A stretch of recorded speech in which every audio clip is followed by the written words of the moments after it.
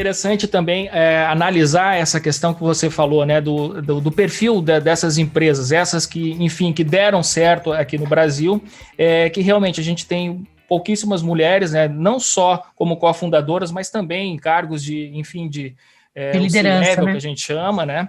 E negros também, absolutamente nenhum, né, como cofundador, e também pouquíssimos, né, estão sendo representados aí na direção das empresas.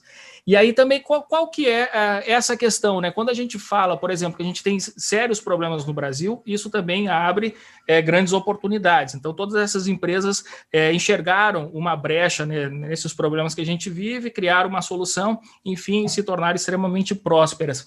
Mas, assim, o mesmo não acontece, como você falou, na questão do empreendedorismo para as pessoas que saem de uma situação de dificuldade. Essas dificuldades não estão criando oportunidades para que essas pessoas realmente, né, utilizem todo o seu potencial para criar um negócio que gere impacto, né?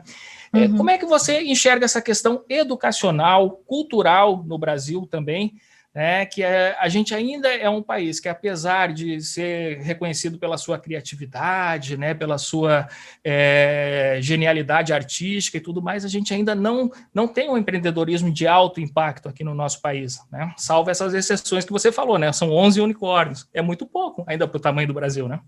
Sem dúvida nenhuma, eu acho que a gente tem um caminho gigantesco, e eu acho que a gente deixa passar, Leandro, muitas potencialidades, né? A gente sempre olha para o empreendedorismo, para essa pequena ponta do iceberg, que é o empreendedorismo, como eu falei, das startups, mas a gente tem 50 e tantas milhões de pessoas no Brasil trabalhando e criando negócios, que pode até gerar um impacto pequeno localmente, mas que tem grandes possibilidades.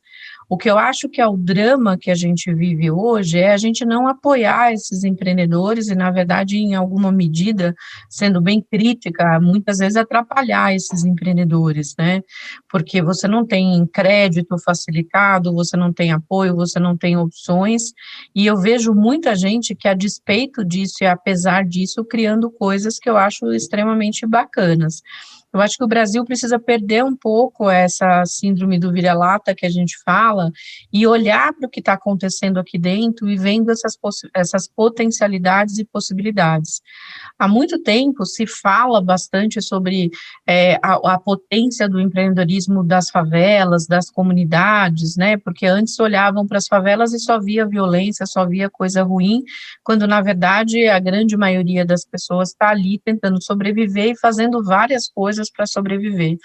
O que eu acho é que tem gênios, tanto quanto tem nesses que criaram as startups, dentro de todo o nosso país, e não só nas capitais, não só em São Paulo e Rio de Janeiro, que as pessoas também têm isso, né? Acha que a nata da criatividade está toda aqui em São Paulo, Rio de Janeiro, quando na verdade nós temos um país de dimensões continentais e que certamente tem muita gente fazendo coisa incrível, eu mesmo conheço várias dessas pessoas.